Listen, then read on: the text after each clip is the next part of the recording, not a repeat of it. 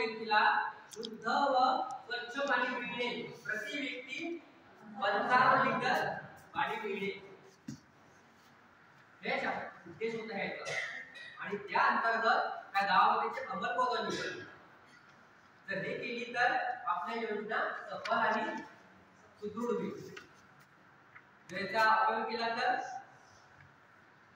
कुठे होणार का?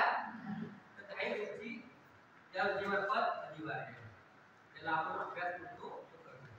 तसं ते गाव आहे पन्हाळा.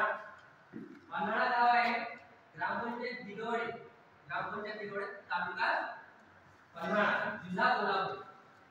या गावाच्या सदर गावातील जलजीवन योजना अंतर्गत काम पूर्ण झाले असून म्हणजे त्याला 100% योजनेचं काम पूर्ण झालं आहे.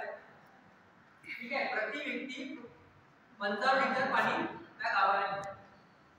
त्यामुळे काय झालं की गावात समान पाणी पुरवठा मिळाला. पाणी पुरवठा मिळाला. आपल्याला जर योग्य पाणी पुरवठा मिळाला, आपल्याला जीवन सुरळीत करायचं. 55 लिटर उद्देश होता त्या गावातील व्यक्तींनी, त्या गावातील ग्रामपंचायतींनी कसा ठरवला, प्रति व्यक्ती 55 लिटर पाणी गेलं पाहिजे.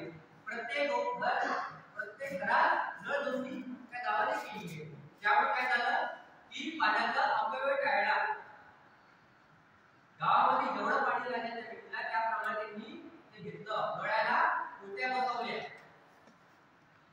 जिथं पाण्याचा अपव्यय झाला तिथे त्यांनी दुरुस्ती केली. जेवढं पाणी लागतं तेवढं त्यांनी घेतलं.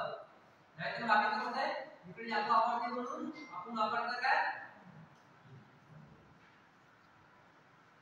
गावात समान पाणी पुरवावा, काटकसरीने वापर व्हावा, पाण्याचा अपव्यय टाळण्यासाठी जमिनीने 100% नळांना पाण्याची मीटर बसवण्याचे ठरवले होते.